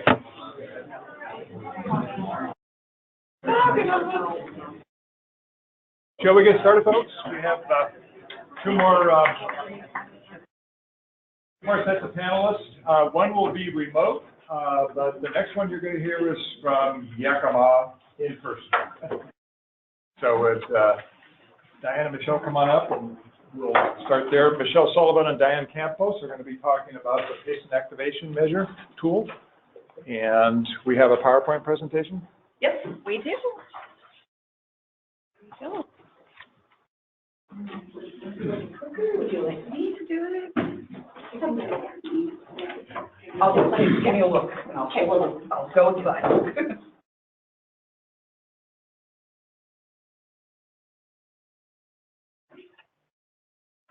All right, so we want to share a little bit of information with you about the patient activation measure, also called the PAM. So the PAM is a product of Insignia Health. It was developed at the University of Oregon by Dr. Hibbard and has gone through a lot of academic type research testing, those sorts of things. Is available in multiple languages and is used internationally. So the PAM has been found to be able to predict things like unwarranted ER use, hospital admissions, readmissions, care experience, medication adherence, and other related sort of healthcare information. So the PAM measures a person on three different areas. It measures on knowledge, skills, and confidence. So this is an example of what the PAM looks like. It is not self-administered, it's administered by an individual like a care coordinator that Diane's going to talk about a little bit more. But individuals go through this with that individual and get measured on those sort of three aspects. And then get placed into one of four levels. And those levels are considered to be developmental. And characterized by, they have just some little summaries there. So level one would be the lowest level of activation, characterized by feeling overwhelmed and disengaged in care. The second one, becoming aware, but still sort of struggling in that self-care or self-management. Level three, that they're starting to take action. And then level four, they're maintaining behaviors and pushing for more. So improvements in activation can impact lots of different things. They can improve self-care. They can decrease hospitalizations, improve diabetes control, like A1C control, and improve medication adherence. And so when the PAM is completed and the individual is scored in one of those 4 levels, then the interventions are then customized to where that individual falls in those levels.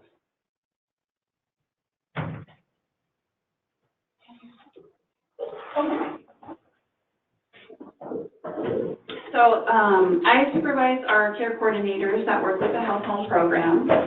And the Health Home Program is a partnership between the Healthcare Authority, the Centers for Medicare and Medicaid Services, and the Department of Social Health Services. And so the Health Home Program targets high-cost, high-risk Medicare and Medicaid enrollees based on the idea that focusing on those with the greatest needs provides the greatest potential for improved outcomes and cost savings. Apple Health patients of all ages, including the dual eligibles, Medicare, Medicaid patients may qualify for the Health Home Program if they have at least one chronic condition and they have a medical cost risk score of 1.5 or above. The goal of the Health Home Program is to improve coordination of care, quality, and to increase an individual's participation in their own care. With the emphasis on patient activation and engagement, Health Home care coordinators are engaging enrollees to set health action goals and increase self-management skills for optimal health. We do receive referrals directly from aging and long-term care along with the managed care plans that we contract with. Care coordinators complete outreach and meet face-to-face with the patients that agree to opt into the service, and participation is voluntary. Next slide. So at enrollment, information is gathered about diagnoses, social support, and culture. The care coordinator will work with the client to develop a health action plan. The plan includes long-term goals, short-term goals. They include action steps and required screenings, as you can see up here. They complete the CATS, ADL, the PHQ-9, EMI, along with the PAM, PPAM, or CAM. The HAP updates are completed every 4 months, and so we're reassessing at that time as well. The PAM tool fits in very nicely with the Health Home Program. It's a really quick tool. It only takes about 5 minutes. If the patient is under 18, you're okay. I'll tell you. If the patient's under 18, the parent will complete the parent-patient activation measure, and the questions are geared toward the parent and their ability to manage the care of the patient. If the patient has a caregiver and is unable to complete the PAM, then the caregiver will complete the CAM. And questions are geared to the caregiver and their ability to take care of the patient. Next slide. Evidence has shown that increases in activation over time are followed by improvements in health outcomes. And we also note that with decreases, there are declines in health behaviors like diet, exercise, weight management, and other health behaviors. We know that chronically ill patients play a large role in their management. And so with the measures, care plans, like Michelle had mentioned, can be individualized to the patient's stage of readiness. And so it also establishes a baseline or a starting point to where to meet the patient at. Next slide. So this graph was developed from a report that we pulled from Flourish, which is Insignia's platform. It shows a distribution of baseline activation levels for our aging and long-term care clients, as you can see from May 2016 through current time, and the highest level being at level 2. The group was 120 for level 2. Then at level 1 is next, and then level 4 was 56, and level 3 was 40 patients.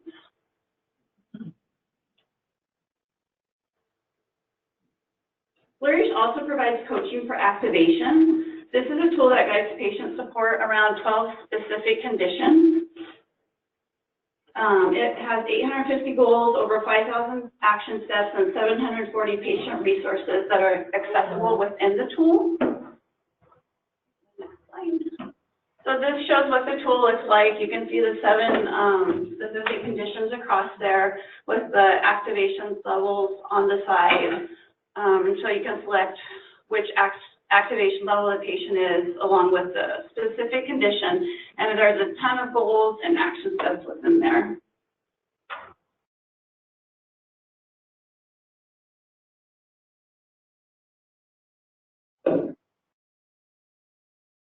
Quick drink. Should have brought that up. Love you.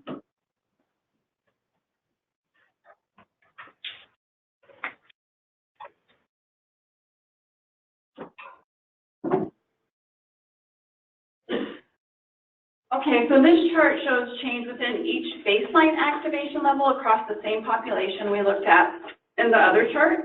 When looking at this report, greatest emphasis is placed on monitoring impact with patients in the lower 2 activation levels, where gains are greatest and most important. And this is on the slide. Level 3 can be included in an overall PAM score. However, PAM level 4 should be viewed separately. These highly activated individuals tend to see little or no change in PAM score and often fall back a few points, but remain in the highest activation level. You can see the PAM scores that were originally level 1 had a mean point change of 7.64, and the level 2s had a point change of 9.67.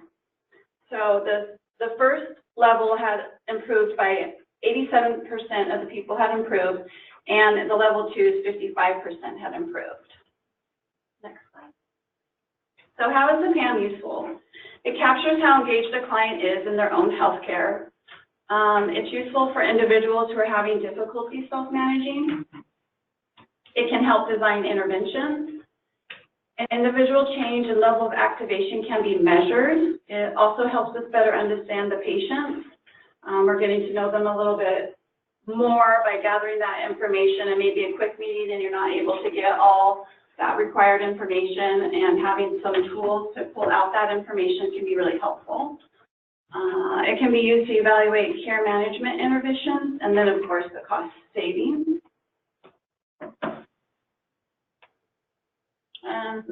This is an example of cost savings. A case study that reviewed the Health Home Program from July 2011 through December 2015 identified savings of $105 million over the first 2 years. And we currently serve over 400 home patients through neighborhood health services, and those patients are being seen monthly, so I can't imagine what the cost saving has been for those patients that we're working with. Any questions?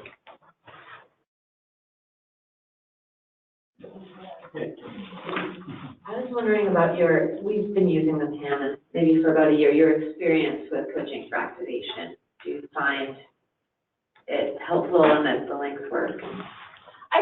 We did bring the printout if anyone else would like to take a closer look. I do find it helpful. I think they really do tailor to the level. I like the handouts and some of the different work tools, and so my experience has been helpful.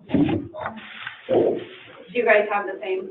I find, well, we're focusing on smoking, and I struggle because a lot of those links are broken or incorrect. But mine looks really different than yours, my coaching for activation. Oh, okay. I don't know if it's a different format. Like a little printout if you want to take a look. Yeah. But I think it helps the care coordinators when they're struggling with the patient, with goal setting, or they're just kind of stuck. They can go in there and see what is already kind of pre-made that they can grab, or brainstorm with the client and say, these are some things that I brought today. Do you think these might work for you? Does anybody else use the PAM tool in the room today besides cafeterias? Or on the phone? Anybody on the phone use the PAM tool? I do. Quality Behavioral Health uses the PAM. Okay. Have any comments about how long you've been doing it, or What's your? Well, as success- I will further elaborate on when I present next, I think, I have been acting as Health Home's care coordinator for about 3 years. So in that capacity is where I have used it. Okay. Okay. Any other questions?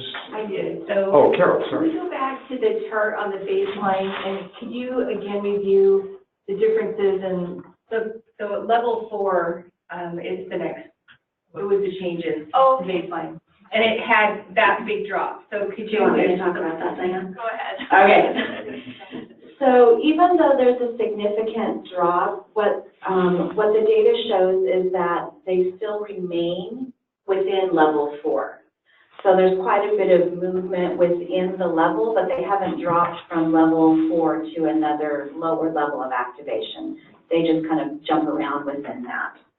Does that help, Carol? Yeah, so this is a group of patients then? So the first column are those that were in level 1, and they increased, what would you say, 7 something. Those that were in level 2 jumped up almost 10. Those that were in level 3 really didn't change too much. Those that are in level 4 changed quite a bit. Their score dropped, but they remained within the highest level of activation. Great, thank you. Mm-hmm. One of the coolest points. Okay, Rhonda. My question is, do we have any measures of how many moved from level 1 to level 2 or 2 to 3? I don't know that the data that we ran have that information. Chris has something. Yeah. The actuarial information on this is really good, is that if you start to look at the value of movement within each of the groups, you're looking at like $11 for every point improvement. And it's exponential for the groups that are in 1 and 2. So you start to see, as you do the coaching for activation, the return on value is really high. But one of the challenges that we have is to make sure that we're doing it on a consistent basis to see that we're getting those measures from our patients to really be able to measure those improvements.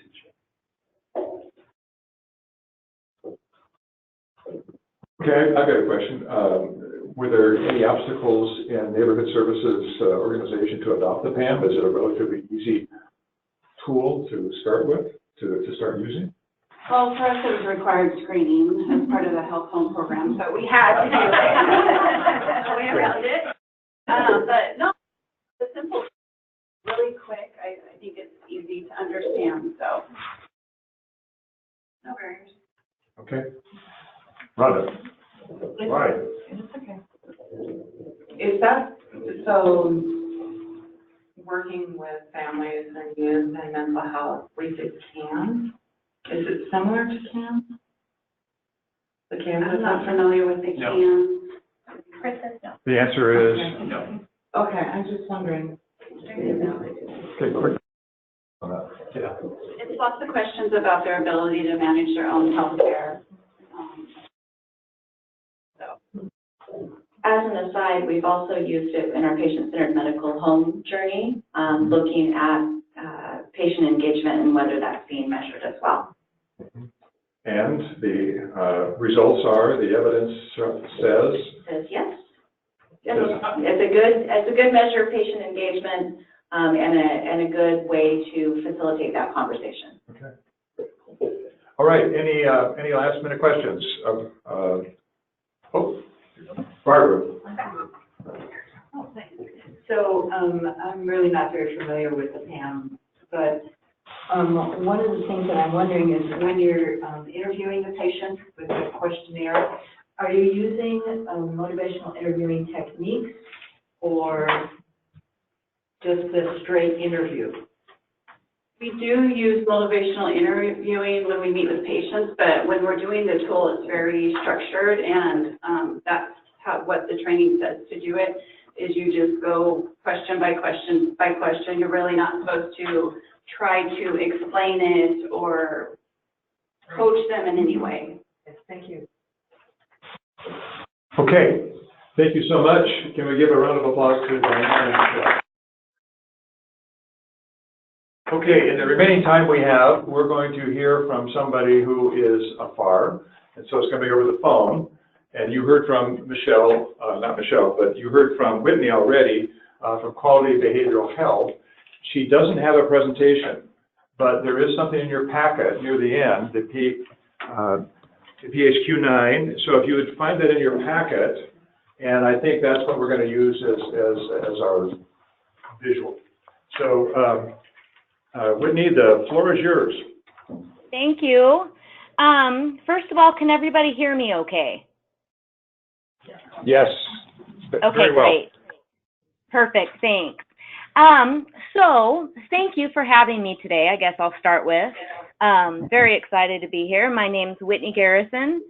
I'll tell you a little bit about myself and my background.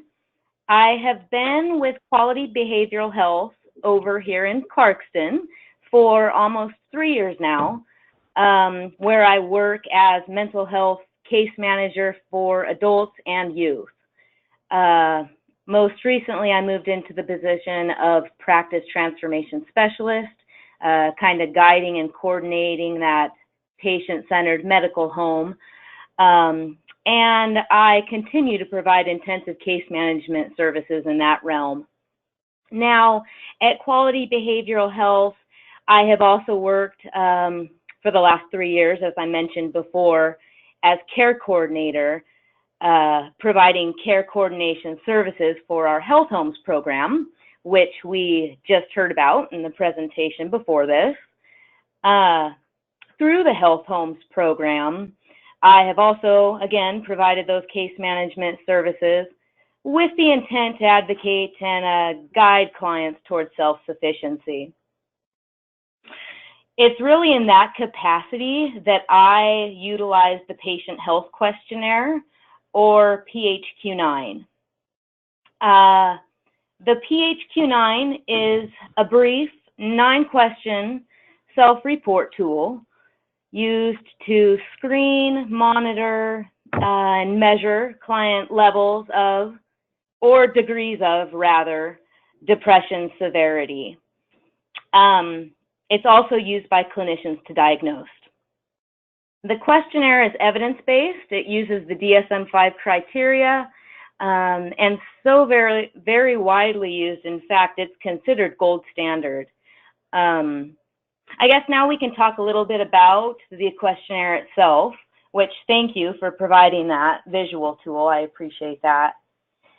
The questionnaire begins by asking the client, straightforward, right up front, how often over the last 2 weeks have they been bothered by any of the following problems, and then goes on to list these questions that include the symptoms, like you see there, such as little pleasure in doing things, having low energy, having little energy, poor appetite, overeating, feeling bad about yourself, feeling down, depressed, or hopeless. Clients then circle their response. They mark either not at all, several days, more than half the days, or nearly every day in response to those questions. The different number values that you see there, those are assigned for a reason, as each of those categories then carry different weights for the scoring purposes. Something to point out, I think, in particular with this screen is the second to the last question. If you want to scroll down a little bit there for me. And that is number 9 there, thoughts that you would be better off dead or of hurting yourself. Now, depending on how the client answers this question, it may require us to do more prodding, or, as I most often do, refer out to a designated mental health crisis responder or clinician to provide that clinical assessment for the client's safety, of course. Anything circled other than not at all for that one clearly, tells us something's going on there. They're having these thoughts, and is an indicator, as I said, for more prodding, and more information to get from the client so that we can better serve them and ensure their safety. You know, is this something situational? Is it a recent loss, you know, grief? And these are pieces that we can then further decipher upon getting that more information from the patient or client. Another thing to note here is in the box there at the bottom, number 10, this last question of the questionnaire, somewhat of an umbrella question, more open-ended anyway, and that is if you checked off any problems that was mentioned above in 1 through 9, how difficult have those problems made it for you to do your work, take care of things at home, or get along with other people? And to the right there, you'll see that the client either checks not difficult at all, somewhat difficult, very difficult, or those problems that they had mentioned that they had checked off were extremely difficult. So this question is very important, I should say, for lack of better words. It kind of suggests the impact those symptoms are having, and it gauges that impact that the symptoms are having on the client on a day-to-day basis. So again, I think that's a very important piece and component to this questionnaire. Scoring the questionnaire is rather simple. The answer categories there that the client or patient has checked off are each tallied up, and all those totals then are added together to get that score. You plot and interpret that score with the accompanying chart that's included on the scorecard to the PHQ-9. I'm not sure if we have that with us today. It's, I think on the back of, yeah, we have it. Perfect. Again, you plot and interpret the total score that you got within that accompanying chart there on the bottom of this page here to score, you know, and determine the client's severity of depression. Severity levels then range from minimal or none, being a score of 4 points or less. Mild would be indicated by 5 to 9 points. Moderate, 10 to 14 points. Moderately severe depression, 15 to 19. And then anything over 20 points is then deemed severe, determined severe. For initial diagnosis, from the clinical standpoint then, the patient completes the PHQ-9, the quick depression assessment. If there are 4 checks in the shaded area, so if you want to scroll back up for me, sorry, to the first page. Perfect. So if there are at least 4 checks in the shaded section, which includes the first questions 1 and 2, you would consider a depressive disorder. And then again, by scoring and adding those totals, you will determine the severity there. So pretty straightforward. Something to note, the questionnaire, you know, it relies on the patient's self-report. So all responses really then should be talked about and verified clinically and with the clinician or their clinician, taking into account different pieces, you know, how well did they understand these questions, you know, what's their functioning and cognition levels, and when completing this, as well as other relevant information that you will need from the patient. As I had mentioned before, you know, was there a death in the family a week ago, which has been prompting some situational symptoms to arise? Things like that is what we can, you know, further decipher and conclude with that clinical assessment. When monitoring the severity, the different degrees or severities of the depression diagnosis, patients, I usually, like I said, I administer the PHQ-9 in my health homes capacity, and I usually at baseline have the client do the screen. So their first appointment, I have them complete this, and then again at regular intervals. That may be 2 weeks. For my intent and purposes, it's usually monthly. I see my folks on a month-to-month basis. Of course, unless there are any indicators requiring more monitoring. And, you know, this assists us in being able to then further set up treatment goals and working collaboratively with their care teams, determining our degree of response, I should say, as well as guiding the treatment interventions. The PHQ-9 really, I mean, it's so widely used and is a gold standard and such a great tool. For one, given how user-friendly it is, this is something that doesn't take a huge, thorough 10-pager assessment. It's simple, concise, takes anywhere from, 3 to 5 minutes to complete. And it's evidence-based, it's base-rooted there in the DSM-5 criteria. So very helpful to assist us in getting the appropriate care and services to our clientele and patients. And, sometimes in a clinical setting, I think if someone isn't complaining right there in real time on the spot about some of these symptoms we've talked about, it's likely to go unheard and missed, undiagnosed, untreated altogether, whereas applying this screen on a routine basis is a tool to be able to miss that, to take care of that perhaps missed population that otherwise may have gone unlooked had we not just provided the screenings, on a routine-ish basis. So yes, the PHQ-9 is an awesome opportunity to routinely screen and monitor going forward to best serve the patient. In fact, I thought it was kind of interesting. A few years ago, Google rolled out, they reached out to the National Association on Mental Illness to partner with them to default internet users to the PHQ-9 assessment.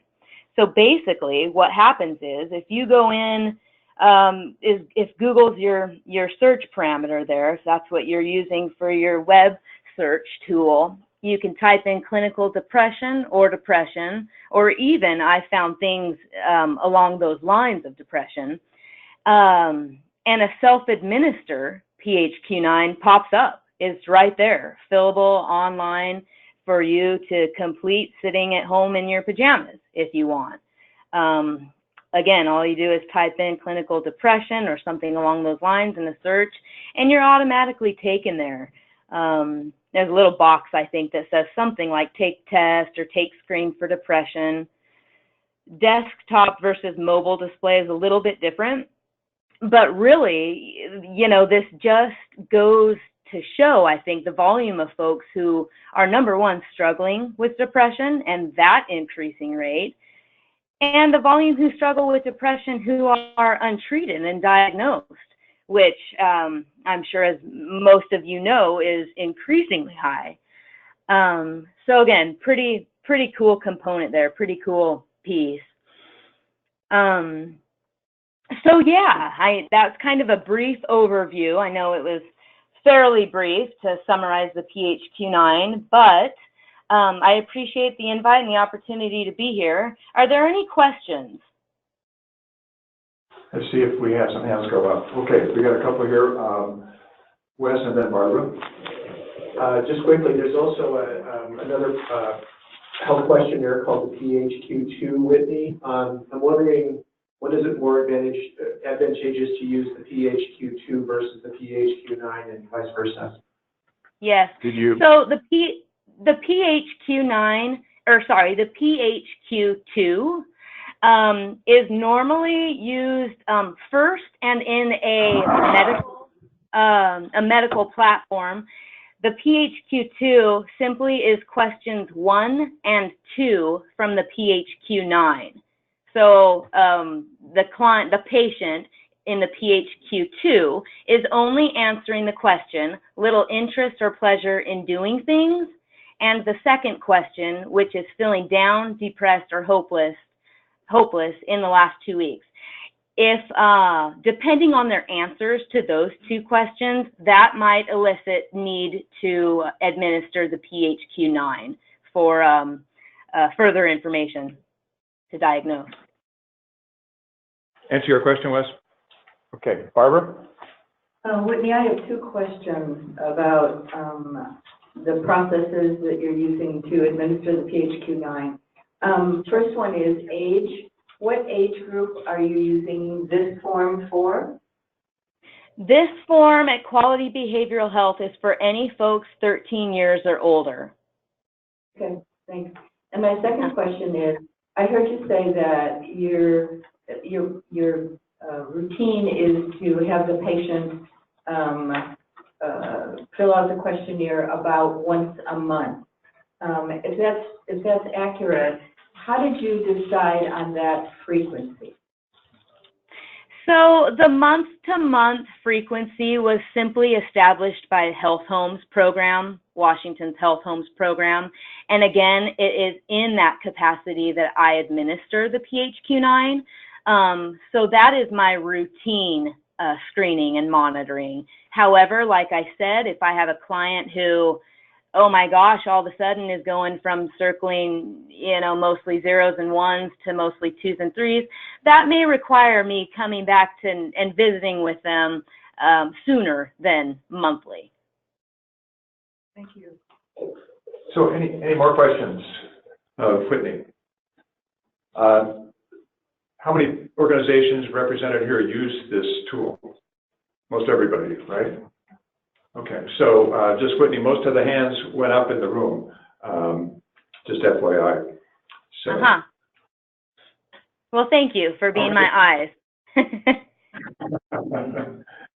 Okay, any last questions of Whitney? You're in Clarkston, right, Whitney? I am, yes.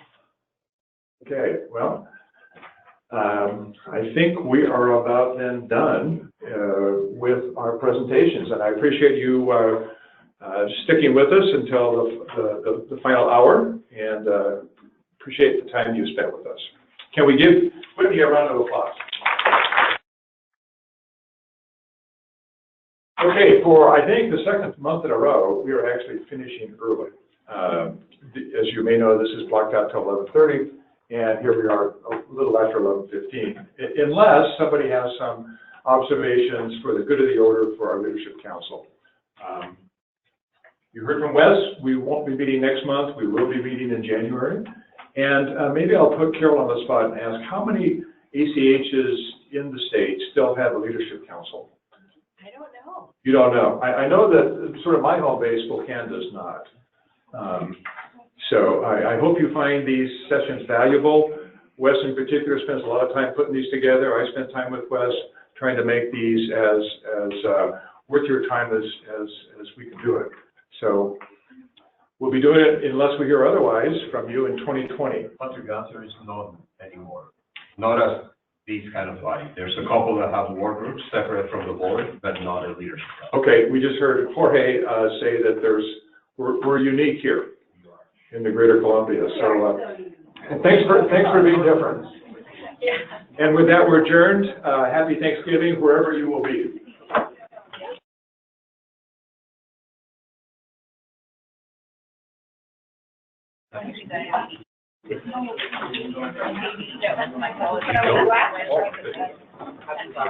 Yeah, okay.